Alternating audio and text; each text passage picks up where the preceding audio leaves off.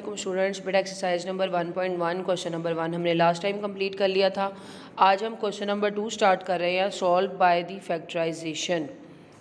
आपने बेटा फैक्टराइजेशन जो है वो पहले सीखी हुई है कि फैक्टराइजेशन किसे कहते हैं, पेयर्स बनाना जो है फैक्टर्स उसको कहते हैं हम। तो सबसे पहले बेटा पार्ट नंबर 1 है, इसमें सबसे पहला स्टेप होता है एक्स स्क्वायर के साथ जो लिखा है आपके पास 1, एक्स स्क्वायर के पीछे का लिखा है 1, आप इसको मल्टीप्लाई करते हो last constant term with sign, उसके साइन के साथ, तो ये क्या आता है 1 माइनस 20 आर माइनस 20, यानी हमारा टारगेट है -20 लेकर आना। आप साइड पे रफ में लिख के रख लें कि 1 को मल्टीप्लाई किया -20 के साथ, नहीं साइन भी चाहिए होते हैं 1 के साथ, तो प्लस था इसलिए 1 का साइन डालें ना डालें आपकी मर्ज़ी है, यानी आपको 20 चाहिए।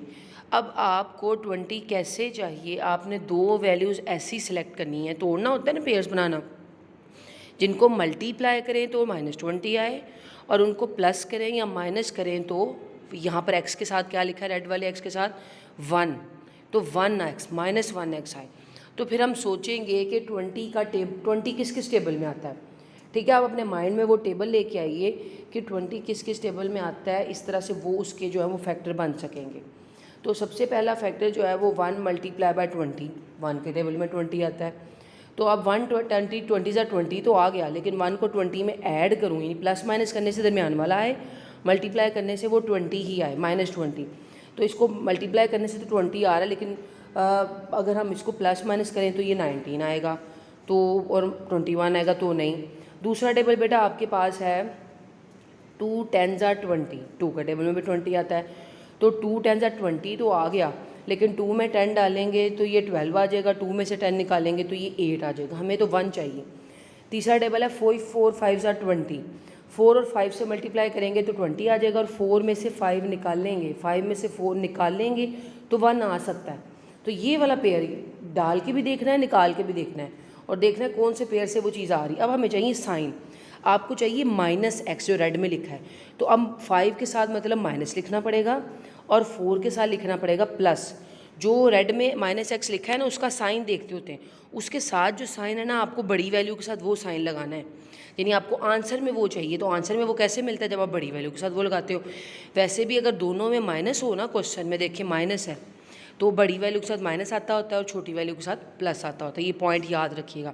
तो हमारे पास क्वेश्चन में माइनस था दोनों में, तो बड़ा डाल दिया x square as it is. ठीक है, पहला पेयर आपको क्या मिल गया -5, ये पेयर आपने 9th में भी वैसे सीखे हुए हैं, -5x, एक्स साथ डाल देना है, और दूसरा था +4। देखिए हम -5 और +4 करेंगे तो क्या आ जाएगा, -1x आ जाएगा, वही मिल गया जो ऊपर लिखा है। तो यही हमने समझे इसकी पेयर्स ढूंढ ली, और -20 जो था वो एज इट इज़ रह गया। तो ये हमारा पहला स्टेप था जिसमें हमने पेयर्स ढूंढ ली। अब ये 4 टर्म वाला क्वेश्चन बन गया, जो हमने 8th में पढ़ा है, हमने 9th में पढ़ा है।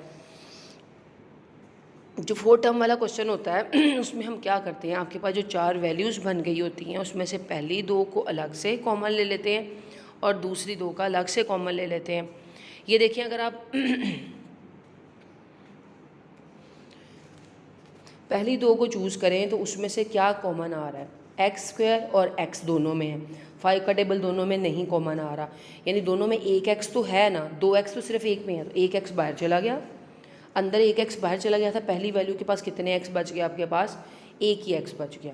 दूसरे में -5 बाहर नहीं गया था, 1x था वो बाहर चला गया, तो x तो नहीं बचा, सिर्फ इसके पास बच गया 5।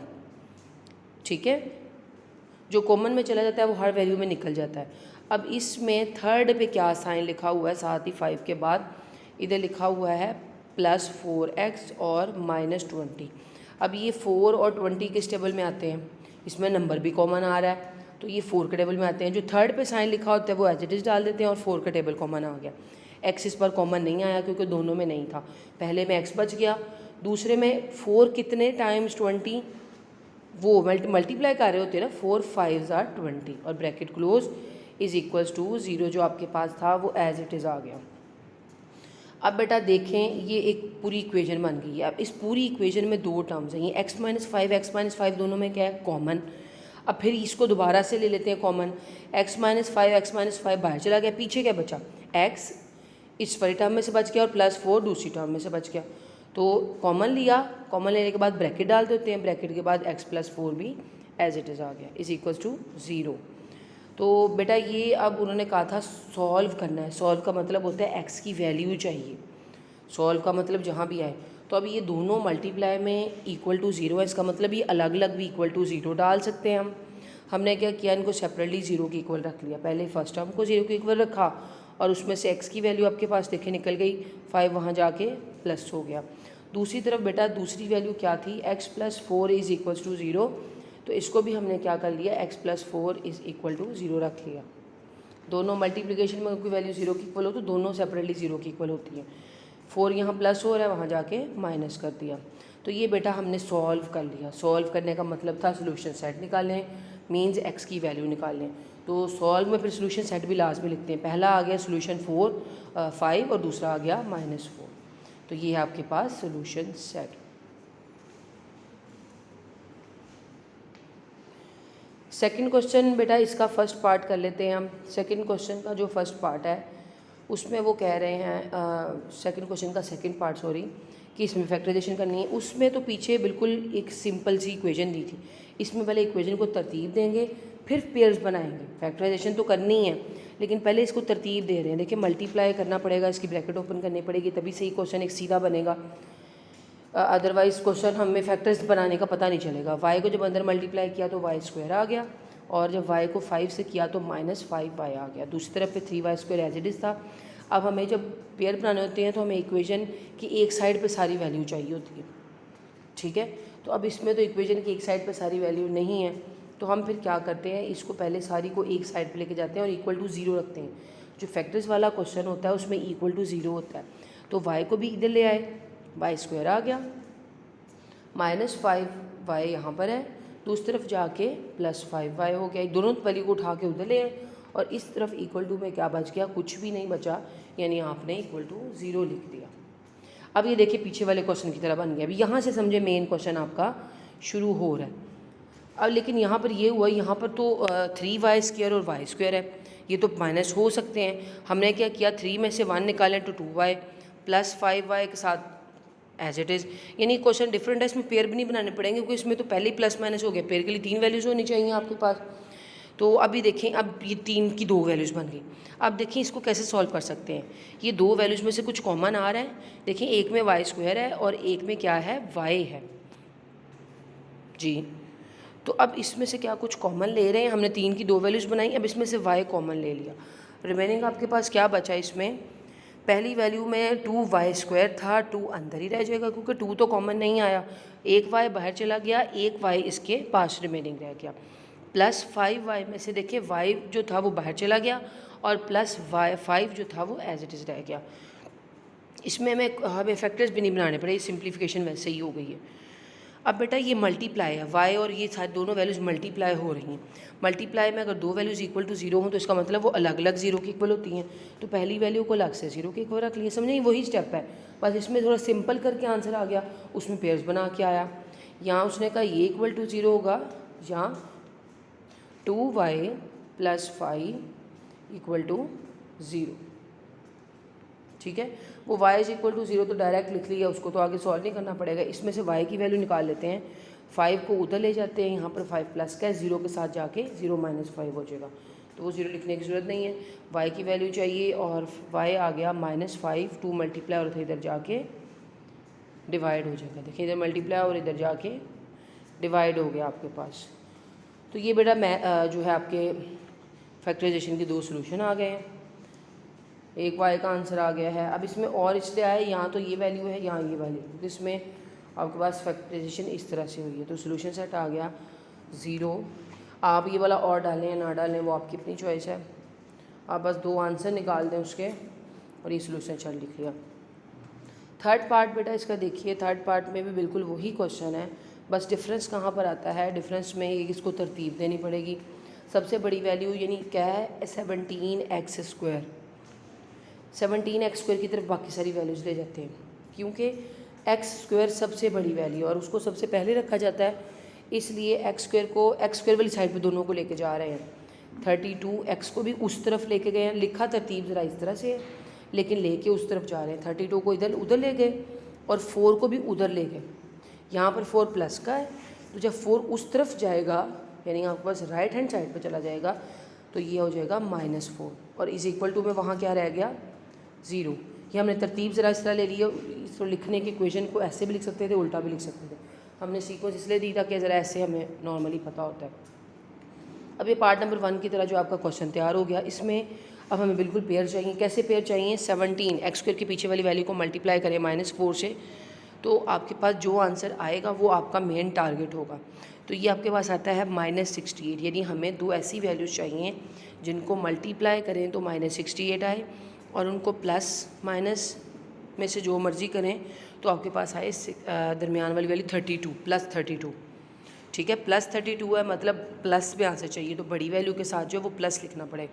हमने देखा कि 68 किस किस टेबल में आता है, 1 के टेबल में तो आते ही हैं। तो 68 में से 1 निकालें तो 69, 68 में 1 डालें, 68 में से 1 निकालें तो 67, 68 में 1 डालें तो 69। तो डालने और माइनस करने से तो हमें दरमियान वाला नहीं मिल रहा, मल्टीप्लाई करने से तो मिल जाता है, प्लस माइनस करने से दरमियान वाली वैल्यू भी तो मिलनी चाहिए ना। तो इसका मतलब ये 68 वाला पेयर 1 आर तो हमारे पास जो है वो नहीं चलेगा। दूसरा देखते हैं 68 और किस टेबल में आता है, 2 के टेबल में भी आता है। 2 34 आर 68 तो आ रहा है दोनों को मल्टीप्लाई करने से। लेकिन अब देखें कि ये 2 को मल्टीप्लाई जब 34 से किया जब तो 68 आया। 2 अगर 34 के साथ को प्लस माइनस करें तो ये आ जाएगा आपके पास 32। ठीक है, तो यानी ये पेयर मिल गया, क्योंकि मैं 32 चाहिए, प्लस करने से तो 36 आ रहा है, माइनस करने से 32 आ रहा है। तो इसका मतलब 34 और जो है वो 2 आपके पास पेयर है। अब एक वैल्यू के साथ डाला प्लस, क्योंकि आपको जो 32 चाहिए था वो प्लस में है, तो यानी बड़ी वैल्यू के साथ डालेंगे प्लस, जो आंसर में चाहिए होता है ना वही लगा लेते होते हैं, और छोटी के साथ आ गया माइनस, क्योंकि माइनस ही करने से 32 आ रहा था ना। और जब इस +32 को -2 से मल्टीप्लाई करेंगे तो -68 भी आ जाएगा। साइंस का ख्याल भी बड़े अच्छी तरह से रखना है कि प्लस माइनस करने से, प्लस प्लस करने से, माइनस माइनस करने से जिसकी अकॉर्डिंग हमें रिक्वायर्ड है वो आना चाहिए, और मल्टीप्लाई करने से ओवरऑल साइन के साथ दूसरी वैल्यू आनी चाहिए। 17x square as it is लिख लिया। अब पेयर्स लिखते हैं। पहला पेयर है जी 34x और लास्ट में है -2x और -4 एज इट इज़ और is equal to 0 as it is आ गया आपके पास। अब बिल्कुल बेटा वही 4 वैल्यूज़ वाला क्वेश्चन बन गया है। 4 वैल्यूज़ वाले क्वेश्चन में आप कॉमन लेते हैं। कैसे कॉमन लेते हैं? पहली 2 वैल्यूज़ में से और दूसरी 2 वैल्यूज़ में से। तो फर्स्ट वैल्यू 17 और 34, जब ऐसे का कोई टेबल आ जाए ना 17 प्राइम नंबर जैसा और बड़ी वैल्यू उसके साथ, तो ऐसे मोस्टली होता है कि वही टेबल कॉमन आ रहा होता है। जैसे यहाँ पर 17 और 1x दोनों में, 1x और साथ 17 कॉमन आ गया। पीछे आपके पास बेटा अंदर क्या बचा? इसमें 17 भी बाहर ले गए हैं, पहली वैल्यू में से 1x भी बाहर चला गया है, तो आपके पास अब अंदर जो वैल्यू बच गई है वो है सिर्फ 1x। दूसरे में से जो है आपके पास प्लस डाल दिया 34। 17 कितने टाइम 34? 17 2 टाइम्स 34, और साथ में x था वो बाहर चला गया तो लिखने की ज़रूरत नहीं, ब्रैकेट क्लोज। अब साथ ही तीसरा साइन क्या है? ये -2 और -4 है। -2 जो साइन वहाँ होता है वो लिख दिया, उसमें 2 के टेबल में दोनों आ रहे हैं। अंदर डाल दिया x और यहाँ डाल दिया प्लस, क्योंकि जब बाहर माइनस का साइन हो तो अंदर वाले साइन उल्ट जाते हैं, क्योंकि जब मैं इसको दोबारा ओपन करूँगी तो फिर ही ऊपर जैसी वैल्यू बनेगी। ये बस बात का ख्याल रखना है। पीछे क्वेश्चन में तो कहीं ऐसे आया नहीं, ये वाला ज़रा फिर डिफरेंट हो गया। अब देखें x+2 कॉमन है, x+2 बाहर लिख लिया और पीछे क्या रह गया? 17x - 2 is equal to 0। अब नेक्स्ट इसको वैसे सॉल्व कर लें बेटा, लास्ट पार्ट करवा रही हूँ, नेक्स्ट आपने बाकी खुद कंप्लीट कर लेने, और आज की जो हमारी डायरी होगी वो यही वाला क्वेश्चन होगा कंप्लीट। अब बेटा इन दोनों को सेपरेटली रख लेते हैं इक्वल टू 0। यहाँ से वैल्यू निकल गई x की -2 और उसको भी रख लेंगे तो 17x - 2 इज़ इक्वल टू 0। यहाँ से x की वैल्यू आ गई है आपके पास, 2 वहाँ चला गया प्लस हो गया, यहाँ माइनस हो रहा था, और यहाँ x के साथ 17 मल्टीप्लाई हो रहा है तो वहाँ जाके डिवाइड हो जाएगा। तो ये 2 आंसर आ गए हैं आपके पास। इसको सोल्यूशन सेट में लिख लें और आपका बेटा ये क्वेश्चन कंप्लीट हो गया। बाकी भी ऐसे करना है, पहले सिंप्लीफिकेशन कर लेनी है और फिर क्वेश्चन को सॉल्व करना है। कोई क्वेश्चन मसला हो तो आप पूछ लीजिएगा कमेंट बॉक्स में। आज के लिए बेटा फिर हमारे पास इतना ही है। ओके, अल्लाह हाफिज़।